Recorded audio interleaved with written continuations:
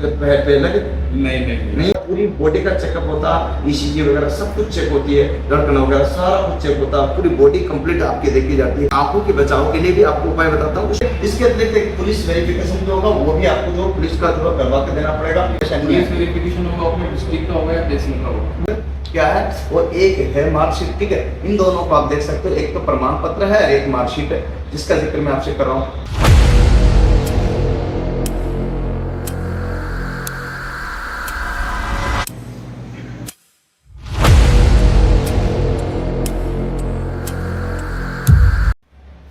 आज हमारे बीच में जो है अभी हाल ही में रिजल्ट आया लोकोपैड का, स्टूडेंट आया हुआ जिनका नाम पता पूरा परिचय उनसे कराता हूँ। कहाँ से पढ़े, CBT 1 CBT 2 और किस प्रकार से अभी क्या कारण से आए, इनका डॉक्यूमेंट्स वेरिफिकेशन और मेडिकल पे मैं बातचीत करूँगा आपसे। वीडियो को एंड तक जरूर देखना।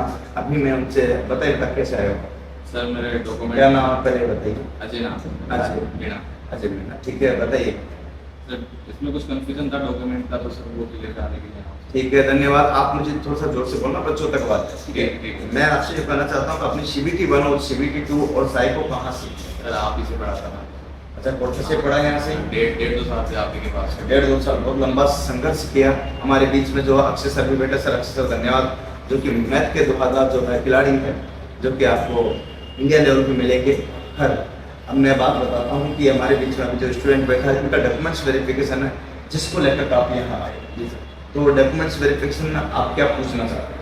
सर यही कि वहाँ पे कौन से डॉक्यूमेंट्स चाहिए होंगे और कोई डिटेल्स वगैरह, नाम मैच वगैरह कोई दिक्कत हो तो कैसे क्या होगा? अभी आप ये लिफाफा जो लेकर आए हो फाइल बना करके, इसमें क्या डॉक्यूमेंट्स लेकर आए हो? डॉक्यूमेंट है सर ये 10th 12th है, मेरी ID वगैरह है और जो ITA का है वो मार्कशीट वगैरह सब।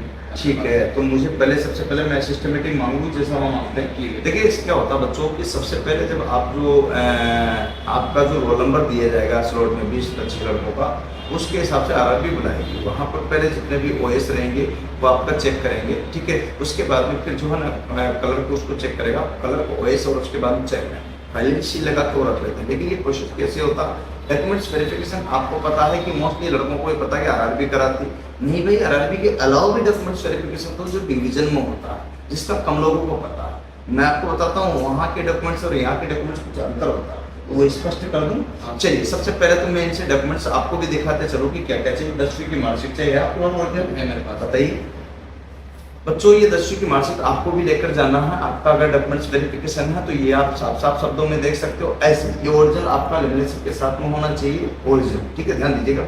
इसमें प्रमाण पत्र भी अनिवार्य है। कुछ में जो प्रमाण पत्र इसी के साथ में रहता है, जैसे इसमें लिखा हुआ साफ साफ क्या लिखा हुआ, प्रमाण पत्र एवं जो अंक तालिका। इसका मतलब इसके साथ में, लेकिन कुछ कुछ के जो है यहाँ पर प्रमाण पत्र अलग होता और अंक तालिका अलग होती, तो दोनों को लेकर जाना जिनके दो है, ठीक है। ये तो होगी इनके 10वीं की मार्कशीट। दूसरा चाहिए आपको ITA की मार्कशीट। अगर ITA नहीं कर रखा तो डिप्लोमा कर रहा तो डिप्लोमा की मार्कशीट, डिप्लोमा नहीं कर रखा तो डिग्री कर रखी तो डिग्री की मार्कशीट, बस ये चाहिए, ठीक है। ITA की देखिएगा इन्होंने 2 मार्कशीट दी है। आप सोचो 2 मार्कशीट नहीं है, एक तो इसमें प्रमाण पत्र क्या है और एक है मार्कशीट, ठीक है। इन दोनों को आप देख सकते हो, एक तो प्रमाण पत्र है और एक मार्कशीट है, जिसका जिक्र मैं आपसे कर रहा हूँ। तो दोनों चीजों को अगर आप देखोगे तो ये दोनों ही चाहिए, और इसके आधार पर ये दोनों जो ओरिजिनल होनी चाहिए। अगर ये है तो आप इनको भी दूसरा बंच बना लीजिएगा। अब ये एजुकेशन का तो आपका क्लियर हो गया। अगर यहाँ पर जिसके ITA नहीं है वो डिप्लोमा का लगा देंगे, जिसके डिप्लोमा नहीं है वो डिग्री का लगा देंगे, बस जिसकी जो योग्यता हो।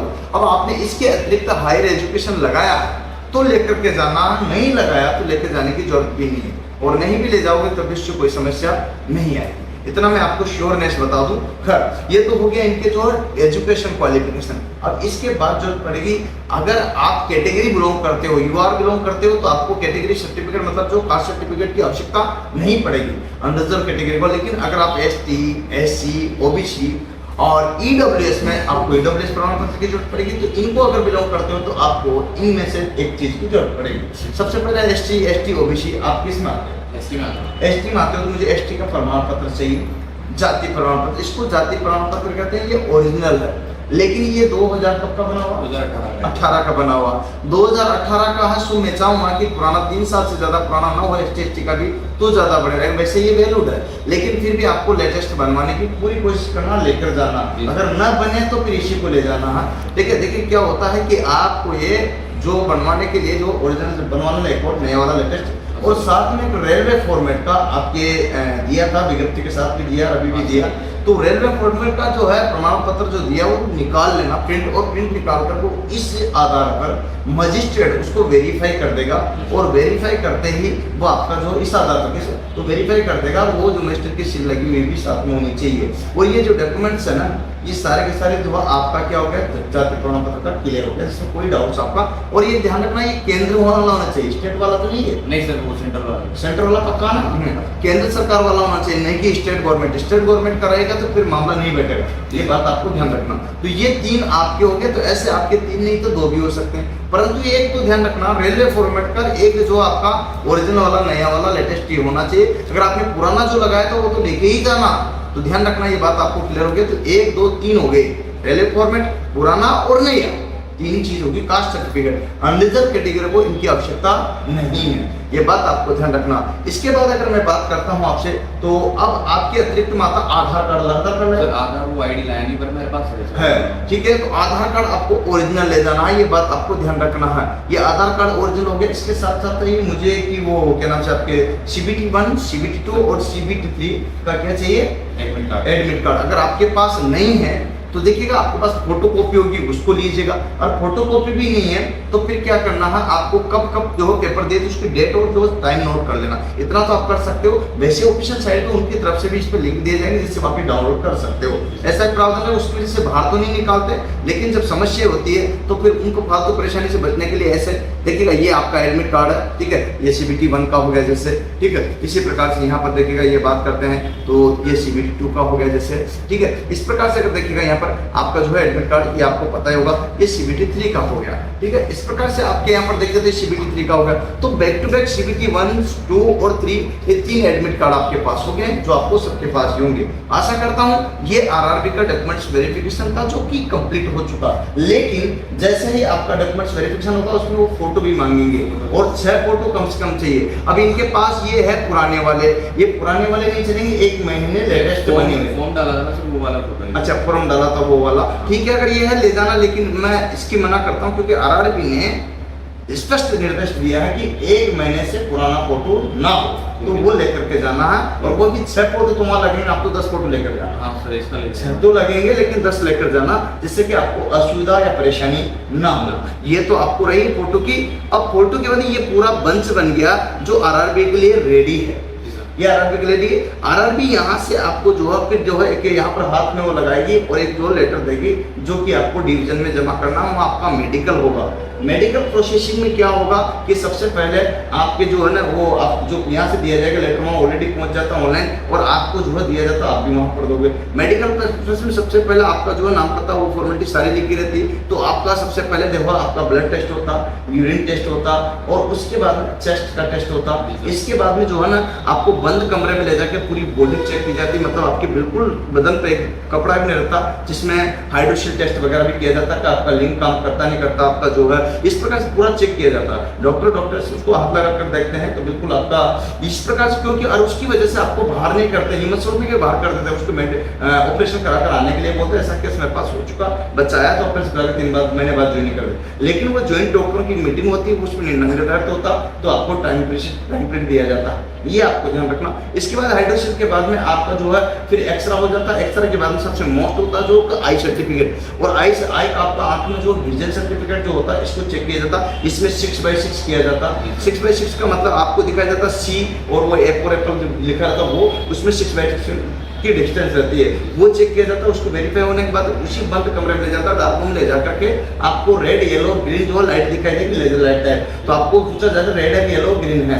ओके, ये बात आपको ध्यान रखना होगा। उसी बंद कमरे में C का मुंह किधर खुला किधर नहीं खुला, लेफ्ट राइट बोलना, राइट लेफ्ट में कंफ्यूजन नहीं होना, ये बात आपको ध्यान रखना होगा, ठीक है। इसके बाद में जैसे कि वहां पर गए, और जो है डार्क रूम में ही से बाहर निकालेंगे, और बाहर निकालने के बाद उसी डार्क रूम में जो है आपके बिल्कुल कपड़े खुला कर, मैंने बताया वो प्रोसेस भी उसमें कर लेंगे। तो ये सारा आपका होगा। फिर उसके बाद अंत में आपका एक आई ड्रॉप डालते हैं, वो क्या डालते हैं, मशीन से आंखों को चेक करते हैं, जिससे कि आपने लेजर वगैरह इस टाइप का तो नहीं करा रखा हो, ये सारी चीजें उसमें चेक होती है मशीन से, ठीक है। तो ये आपका चेक होने के बाद फाइनली आपको सीट पर बैठा देते हैं, और वहाँ एक आई ड्रॉप डालते हैं। आई ड्रॉप डालने के बाद आपको 10 मिनट बाद 5 मिनट बाद वो पूछते हैं कि कुछ दिख रहा, तो आपको कुछ दिखाई नहीं देगा। बच्चे उसके उसमें घबरा जाते हैं कि मेरा को कोई दिक्कत तो नहीं है, तो अनावश्यक डिस्टर्बेंस न ले, उसकी वजह से कोई भी दिक्कत नहीं होती है। तो आई ड्रॉप डाल देते हैं, आराम से कंफर्टेबल, किसी को भी दिखाई नहीं देता, इसलिए ये बात ध्यान रखना। और आपके ध्यान का आपका जो है पूरी बॉडी का चेकअप होता है, ईसीजी वगैरह सब कुछ चेक होती है, धड़कन वगैरह सारा कुछ चेक होता है, पूरी बॉडी कंप्लीट आपकी देखी जाती है। इस प्रकार से एक प्रोसेस होता है पूरा कंप्लीट मेडिकल का। आपको ये टोपी वहाँ नहीं लगानी है, ये चश्मा वहाँ नहीं लगानी, आपके 6x6 नहीं है क्या? ऐसा तो ये चश्मा क्यों लगा? ये तो सब साइको के लिए लगाए थे मैंने, क्या है स्क्रीन के सामने रहता था ना, मैं सब प्रैक्टिस के लिए। अच्छा अच्छा, तो उसके लिए लगाए। ये बच्चे बोल रहे हैं कि पहले नहीं है ऐसा कुछ पक्का। हाँ तो भाई क्या करना, आंखों के बचाव के लिए भी आपको उपाय बताता हूँ। स्वच्छ पानी से दिन में 8 बार आप धोइए, 10 बार धोइए, और स्वच्छ रुमाल से आंखों को साफ करना। और साफ करने के साथ साथ गाजर का ये फिर आंखों से संबंधित जो भी जिससे हमारी एनर्जी बढ़ सके आंखों की, वो आपको जो है उपयोग करना। जैसे नंगे पैर धूप पर चलना, ये आपको एक्टिविटी में शामिल करना पड़ेगा, खासतौर से 15 दिन, 10 दिन, 20 दिन, ये जब तक आपका है। और आपको एक बार ज्वाइनिंग लग जाने के बाद फिर आपकी प्रॉब्लम नहीं, फिर तो सरकार की समस्या, आपकी समस्या यहाँ तक कि वो खत्म हो जाती है। अब वहां से आपको A1 फिट मिलेगा परिणाम स्वरूप, लास्ट में A1 फिट, और A1 फिट मिलते हैं उसको ले जाओगे आप डिवीजन में, जो कि वो डिवीजन अलॉट करते हैं। उस डिवीजन में जाकर के आपको डॉक्यूमेंट्स ये जितने थे, 10वीं की मार्कशीट, ITI की मार्कशीट जो मैंने बताई, और साथ में आपका जो जाति प्रमाण पत्र अगर SC OBC है, EWS वालों का EWS प्रमाण पत्र नया और पुराना वो भी ले जाना, ध्यान रखना। ये भी नया भी बनवाना और पुराना भी बनाना, ये बात आपको ध्यान रखना, EWS वाले भी। अच्छा, इसके बाद में जो है जाति प्रमाण पत्र के बाद में ये फोटो वहां पर भी जरूरत पड़ेगी, ये 3 जो है आपके वहां पर भी जरूरत पड़ेगी इनकी भी। तो ये डिवीजन में होगा। इसके अतिरिक्त अगर मैं बात करता हूं तो आपको एक बात और विशेष तौर से ध्यान रखना पड़ेगा, जिसका अगर मैं जिक्र करूं तो वो ये है कि वहां आपके इसमें 2 चीजें प्लस हो जाएंगी। 2 चीज में, एक तो करेक्टर सर्टिफिकेट, जिसमें एक तो निकट जो भी आपके पास में जहाँ से लास्ट एजुकेशन की थी वहां से आपका करेक्टर सर्टिफिकेट। दूसरा जो आपका एक और रहेगा वो कि आपने 10वीं क्लास से की थी, उसका करेक्टर सर्टिफिकेट मिल जाएगा। और तीसरा, अब यहाँ पर करेक्टेड सर्टिफिकेट आपका होगा बनेगा। और इसके अतिरिक्त जो गजेटेड वाला जो ऑफिसर है, BNS बैंक वाला, उसका आपका जो है बनेगा, वो कोई भी हो सकता, तो उसका भी यहाँ पर करेक्टर सर्टिफिकेट बनेगा। इस अतिरिक्त जो 3 हो गए, इसके अतिरिक्त एक पुलिस वेरिफिकेशन जो होगा वो भी आपको जो पुलिस का जो है करवा के देना पड़ेगा। ये 3 चीज होगी। ओके, इसका कास्ट का जो ऑनलाइन खुद ही कर लेते हैं, आपको परेशानी नहीं है। पुलिस वेरिफिकेशन होगा अपने डिस्ट्रिक्ट का होगा या तहसील का होगा? वो आपके जहाँ पर आपका थाना लगता है ना, उसका होगा, ठीक है। तो वो लिखकर दे, जैसे कोई क्रिमिनल अपराध तो नहीं अगर है तो आपका पेंडिंग चला जाएगा। जिस पर केस हो रहा तो वो लिखकर देगा, तो लिखकर देगा तो आपको जब तक केस क्लियर नहीं होता तब तक आप अटके रहोगे, आपको हटाया नहीं जाता, लेकिन अटके रहते हो। ये बात आपको ध्यान रखनी पड़ेगी। ये सारा बेसिक कॉन्सेप्ट मैंने आपको बताया, कोई दिक्कत नहीं सर। और ये सारी चीजें जोड़नी होगी? हाँ, ये डिवीजन में हो गया आपकी, जो लास्ट में बताई। और एक पैन कार्ड मत भूल जाना, क्योंकि HRMS ID जो है पैन कार्ड से जनरेट होती है। डिवीजन में 2 चीजें एक्स्ट्रा बनाएंगे, एक तो पैन कार्ड, एक करेक्टर सर्टिफिकेट, एक पुलिस वेरिफिकेशन। ये 3 चीजें जो है आपके इसमें एक्स्ट्रा रहेंगे डिवीजन में। और आशा है कि ये जो बातें मैंने सारी आपको बताई है, ये आपको पसंद आए। लाइक करना, शेयर करना, बोलो सब्सक्राइब करना। तो दोस्तों इनको एक बार पुनः बधाई दीजिएगा। हमारे गुरुवर साथ में बैठे हैं, अच्छे से 2 शब्द बोलना चाहिए, जरूर बोलिएगा। बहुत बधाई है ना, बहुत अच्छे से तैयारी की, बहुत मेहनत की। आप सबको भी आपके अगली भविष्य के लिए बहुत बहुत शुभकामनाएं। जिन बच्चों का हो गया उनको भी, और जिन्होंने मेहनत की रहेगी किसी कारण से, अगली बार कोशिश करिए, आपका जरूर होगा। बहुत बहुत धन्यवाद। बहुत धन्यवाद। परिंदों को मंजिल मिलेगी, ये कहेंगे फैले इनके पर बोलते हैं। अक्सर वो स्टूडेंट खामोश रहते हैं जिनके संरक्षण होते हैं। जय हिंद, जय भारत, वंदे मातरम।